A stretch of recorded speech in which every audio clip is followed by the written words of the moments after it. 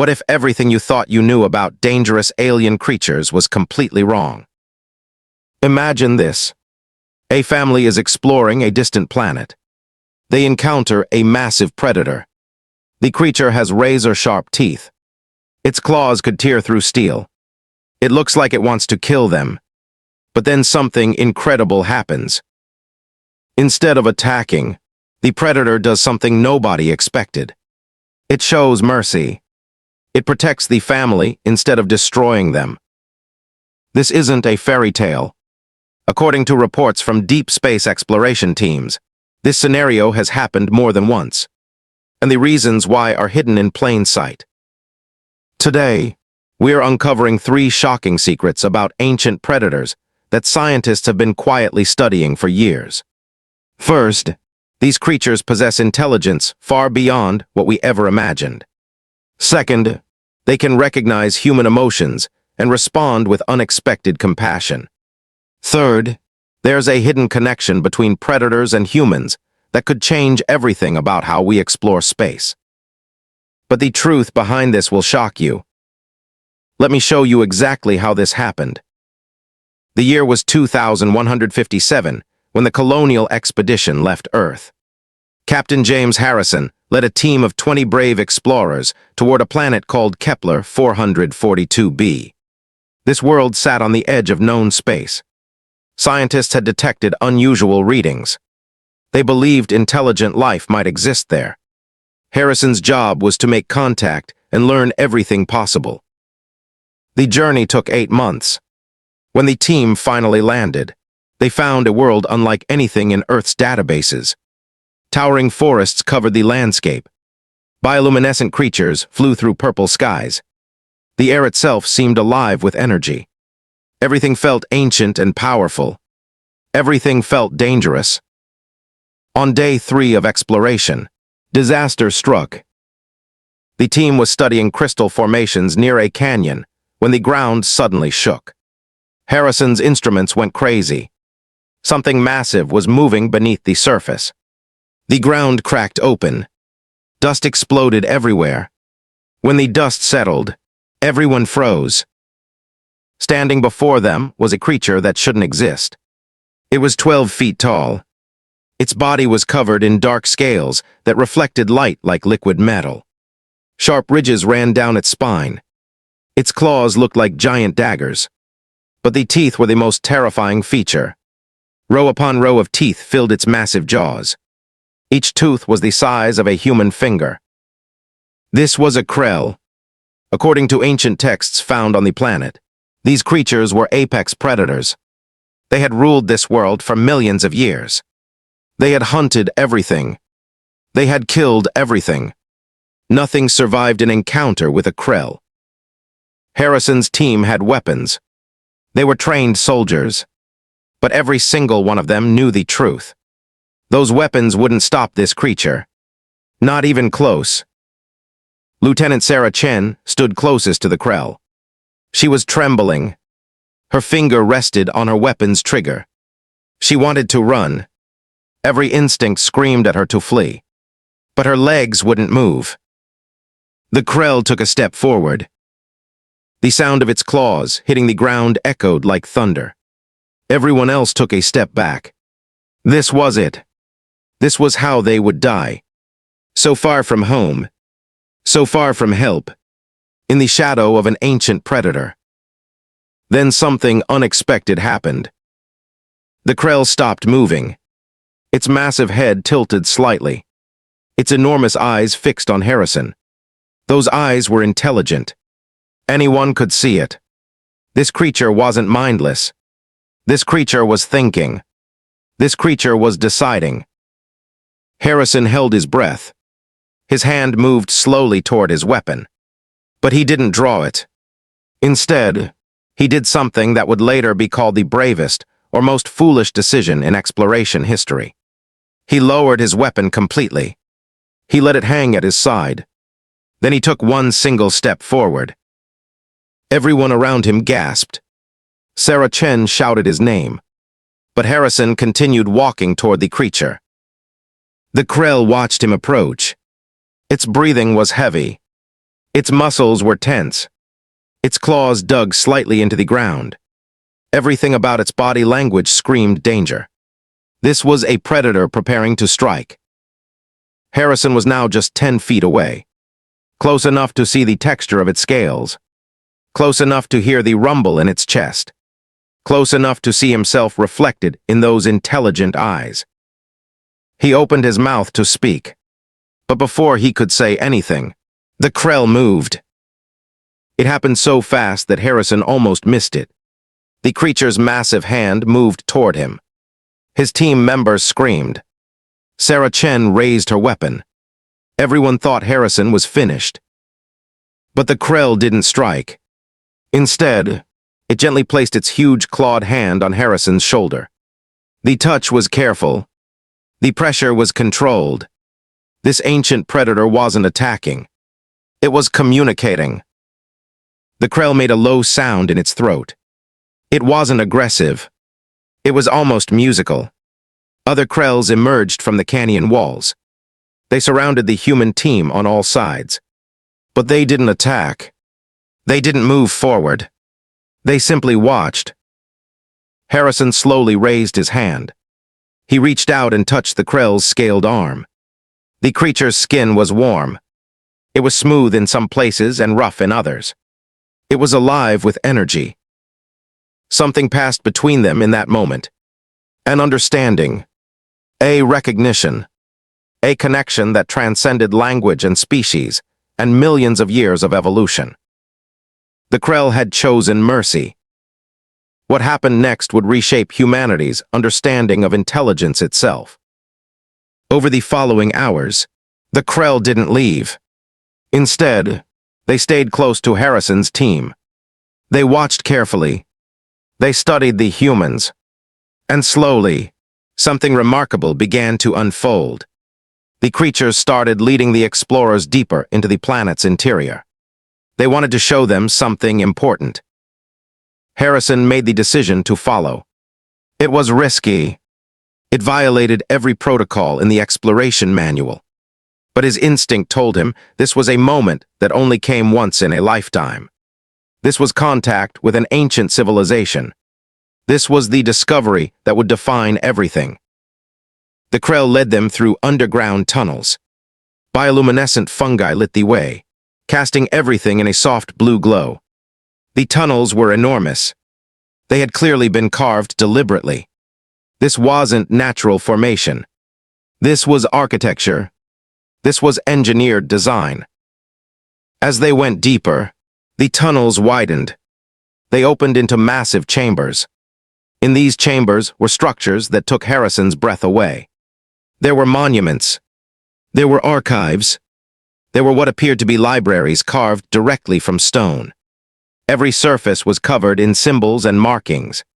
These weren't random scratches. This was writing. This was language.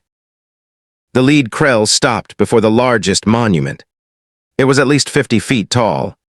It depicted a battle scene. But it wasn't Krells fighting humans. It showed something else entirely. It showed Krells protecting smaller creatures from danger.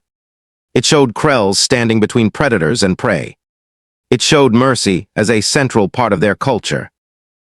Sarah Chen stepped closer to study the carvings. Her scanner picked up details invisible to the naked eye. These monuments were ancient. According to the dating technology, they were over 2 million years old. The Krell had been creating art about mercy and protection for longer than modern humans had existed. One of the younger team members, Dr. Marcus Webb, made a breakthrough discovery. He found a section of the monument that seemed to tell a story. The story began with Krells as mindless killers. They hunted relentlessly. They destroyed everything in their path. But then something changed. A young Krell encountered a small, defenseless creature. Instead of killing it, the young Krell felt something. That feeling became emotion. That emotion became compassion. That compassion became choice to protect rather than destroy. From that moment forward, the entire Krell civilization transformed. They began building a society based on protection. They established laws against unnecessary killing. They created art celebrating mercy. They built monuments honoring compassion. An entire species evolved not through biology, but through emotional and moral development. The lead Krell watched as the humans studied these discoveries. Then it made another sound. This time, other Krells responded. They began moving through the chambers, showing the explorers more and more evidence of their advanced culture. There were medical facilities. There were education centers. There were gardens where Krells cultivated food from plants. This wasn't the behavior of mindless predators. This was the behavior of a sophisticated, compassionate civilization. Harrison realized the truth. The Krell didn't show mercy because they were weak. They showed mercy because they were strong enough to choose it. They were intelligent enough to understand consequences. They were evolved enough to feel empathy. They were wise enough to build society around protection instead of destruction. But there was something else. Something the Krell seemed desperate to communicate. They led Harrison to a final chamber. Inside, there was a wall covered in recent carvings. These carvings were different from the ancient ones. They showed beings that looked like humans. They showed Krells protecting these beings. They showed cooperation and communication between species. The Krell had known about humans. Somehow, across the vast distance of space, they had learned about humanity. And they had chosen to prepare themselves. They had chosen to be ready to show mercy. They had chosen to demonstrate that intelligent species could transcend violence. The lead Krell turned to Harrison. It made that same musical sound. This time, Harrison understood. It wasn't just communication. It was an invitation. It was a promise. It was an offer of peace. The discovery changed everything about human exploration in the following years. When Harrison's team returned to the colony ships in orbit, they brought data that shook the scientific community to its core. The evidence was overwhelming. The Krell possessed technology far beyond human capabilities. They possessed philosophical sophistication that most human cultures hadn't achieved. They possessed wisdom that came from millions of years of gradual development. But here was the most shocking revelation of all. The Krell explained, through careful gesture and symbol translation, that they weren't the only ancient predator species in the galaxy. There were others. Species that had also evolved past violence. Species that had discovered the path to compassion. Species that were waiting to see if humanity would follow the same path. Dr. Elena Vasquez was the team's linguist. She spent weeks working with the Krell, developing a basic communication system. What she learned was extraordinary. The Krell had a concept that didn't exist in most human languages. The closest translation was something like the responsibility of the strong. It meant that species with power had a moral obligation to protect those with less power. It meant that survival of the fittest was actually a primitive understanding of evolution. True evolution, according to Krell philosophy, was the development of the capacity for mercy. The Krell shared their history openly. They explained that millions of years ago, their species faced a choice.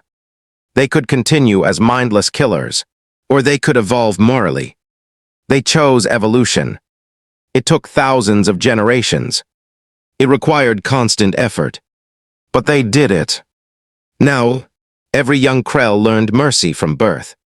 Now, every Krell understood that true strength was the ability to restrain yourself from using your power. Word of this spread throughout human colonies. Historians debated the implications.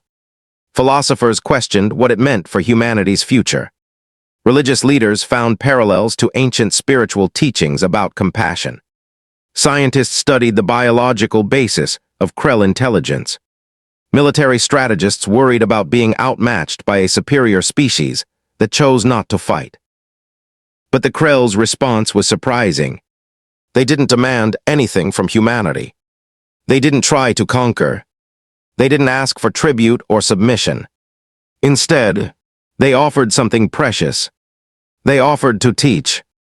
They offered to share their understanding of mercy and compassion with human explorers. A cultural exchange program was established.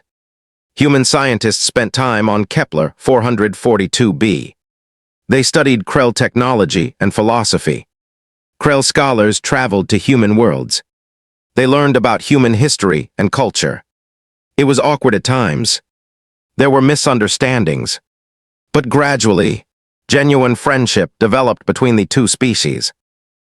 One moment crystallized the relationship forever. A young Krell named Kes encountered a human child who had wandered away from the colony. The child was lost and scared. The Krell could have ignored the child. It could have reported the loss to the human colony. Instead, Kes spent an entire day searching until the child was found. When the child's parents arrived, they expected danger. Instead, they found their daughter safe in the protective embrace of an ancient predator. The parents wept, not from fear, but from gratitude. They understood, in that moment, that the Krell's mercy wasn't performative. It wasn't an act. It was genuine. It came from a place of authentic care and concern. News of the incident spread rapidly. It became a symbol of what was possible when different species chose understanding over fear. It demonstrated that ancient predators could indeed show mercy. It proved that intelligence and compassion could exist in any species, regardless of evolutionary history. The Krell kept showing up. They kept protecting human explorers. They kept sharing knowledge. They kept demonstrating that a species born to hunt could choose a completely different path. They kept proving that ancient predators possessed secrets about morality and compassion that humanity desperately needed to learn. 5 years passed. The relationship between humans and Krell deepened in ways nobody had predicted. The scientific community began to understand something profound. The Krell weren't unique. They were part of a larger network of spacefaring species, all of whom had made the choice toward mercy and compassion. There were the Cerealians, beings of pure energy who had learned to communicate through emotional resonance. There were the Theks, silicon-based life forms who had developed a form of collective consciousness built on mutual respect. There were dozens of others, each with their own path to enlightenment. These species had been waiting. They had been watching humanity's development. They wondered if humans would eventually choose the path toward compassion, or if they would destroy themselves through violence and greed. The Krell's decision to reveal themselves to Harrison's team wasn't random. It was part of a larger plan. It was a test, in a way, a demonstration of what was possible. Harrison spent his remaining years as a bridge between species. He became an ambassador. He traveled between worlds. He studied Krell culture and brought its teachings back to Earth. He wrote extensively about what mercy really meant. He explained that showing mercy didn't mean being weak. It meant being strong enough to choose restraint. It meant having intelligence enough to understand that dominance through force was primitive compared to cooperation based on mutual respect. Not everyone accepted this philosophy. Some human leaders feared the Krell. Some military commanders wanted to prepare for war rather than peace. Some religious fundamentalists saw the Krell as demons or tests from higher powers. The transition wasn't smooth. There were incidents. There were misunderstandings. There were moments when conflict seemed inevitable. But the Krell remained patient. They continued showing mercy. They continued protecting humans from their own worst impulses. They continued teaching through example rather than force. They demonstrated day after day, year after year, that ancient predators could be trusted, that they could be allies, that they could be friends. Sarah Chen eventually led a team that studied Krell neurobiology. What she discovered was revolutionary. The Krell brain had evolved in a specific way. They possessed larger emotional centers than humans. They experienced empathy at a deeper level. But here was the crucial part. Humans had the same neurological capacity. Humans could evolve toward the same level of compassion. It would take time. It would require intentional effort. But it was possible. This gave humanity hope. If the Krell could do it, so could humans. If an ancient predator species could choose mercy, then perhaps humanity's path wasn't predetermined. Perhaps humans could choose to be better. Perhaps the future didn't have to repeat the violent mistakes of the past. Educational programs changed. Schools began teaching Krell philosophy alongside traditional human subjects. Young people learned about the concept of the responsibility of the strong. They learned that true evolutionary success meant developing conscience and compassion. They learned that mercy was strength, not weakness. Dr. Marcus Webb published his findings about Krell history. His work became a bestseller.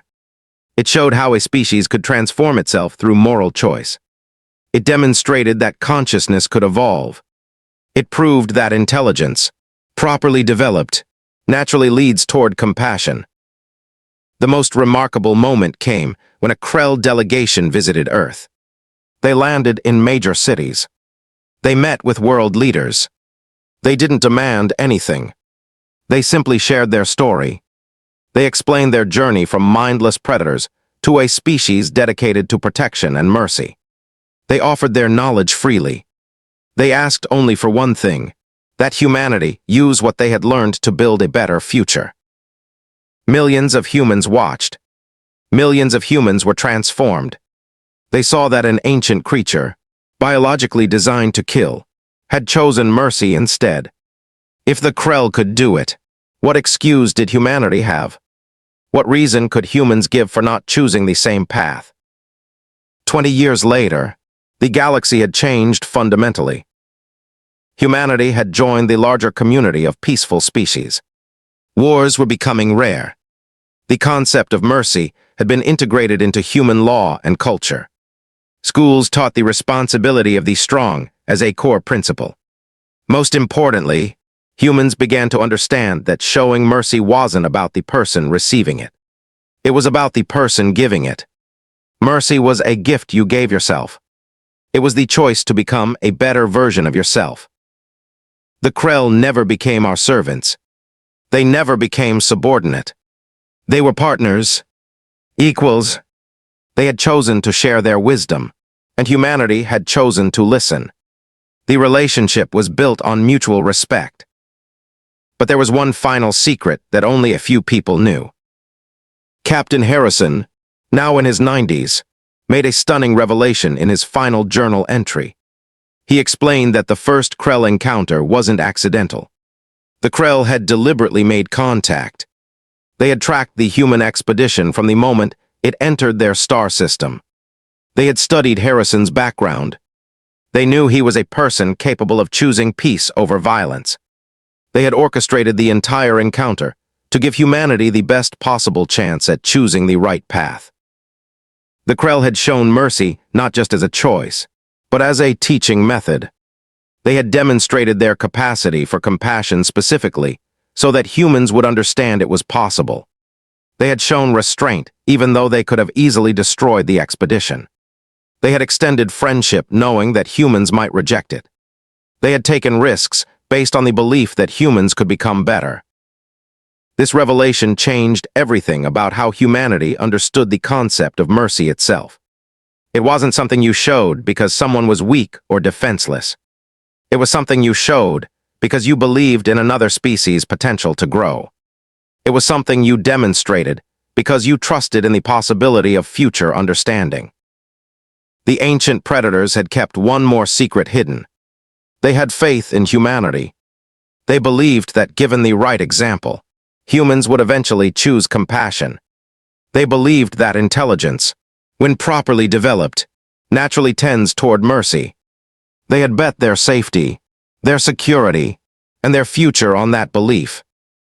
And they had been right. In Harrison's final days, a young Krell named Kess came to visit him. Kess was the same individual who had saved the human child all those years ago. The two old friends sat together in silence, watching the sunset. They didn't need words anymore. They had developed a deeper form of communication. They understood each other completely. As Harrison's life came to an end, Kes performed a Krell funeral ritual. It was an ancient ceremony that involved singing in deep, resonant tones. The song was beautiful. It conveyed respect and love, and the profound recognition that two beings from completely different worlds had found common ground. Humans who witnessed the ceremony wept. They understood what Kes was saying without needing translation. The Krell was singing about the power of mercy, about the wisdom of choosing compassion, about the future that becomes possible when ancient predators and young species learn to understand each other. This is the real story of the Krell. Not a tale of terrifying monsters, but a story of beings intelligent enough to evolve past their base instincts. Beings wise enough to understand that true strength is the capacity for mercy. Beings brave enough to show compassion to a species they barely knew. The ancient predators showed mercy not because they had to. They showed mercy because they understood something that humanity is still learning. They understood that mercy is the highest expression of intelligence. That compassion is the most powerful force in the universe. That the responsibility of the strong is to protect and elevate those who are weaker. And if creatures born to hunt could learn that lesson, then perhaps there is hope for humanity's future after all. Here's what nobody talks about. The Krell knew something we're only beginning to understand. Mercy doesn't come from weakness. It comes from absolute strength. Only a predator confident in its power can afford to show restraint. Only an intelligent species can recognize that killing isn't the answer. The Krell chose to share this knowledge because they saw potential in humanity. They believed we could evolve the same way they did. They believed intelligence naturally leads toward compassion when given enough time. Today, their relationship with humans continues to flourish. But the real secret is this. The Krell saved us not by force, but by example. They showed us that ancient predators can be teachers, that dangerous creatures can be friends, that the future we create depends on the choices we make right now. The next video explores what happened when other species learned about the Krell's decision. The consequences were shocking. Let's recap what we've learned today. First, ancient predators possess intelligence and emotional capacity that rivals or exceeds our own. Second, showing mercy is actually a sign of supreme strength and wisdom. Third, entire civilizations can transform themselves through moral choice and dedication to compassion. The Krell's story isn't just about aliens. It's about what's possible when intelligent beings choose to evolve beyond violence. It's about the future humanity can build if we make the right decisions today. If this story opened your eyes to new possibilities, please hit that subscribe button. The algorithm works best when people like you engage with this content. Share this video with someone who needs to hear this message about mercy and compassion. Here's my deeper invitation. Join our HFY community Discord, where we discuss the philosophical implications of first contact scenarios. We are building something special there, and people like you who think deeply about what it means to be human belong in that space. The link is in the description. Drop a comment below and tell us this. If you could learn one lesson from an ancient alien species, what would it be? What wisdom do you think we're missing as humans? Your answer might inspire our next video. Watch next. The species that controlled 3 galaxies without firing a single weapon. The strategy they used will shock you. Thank you for watching. See you in the next one.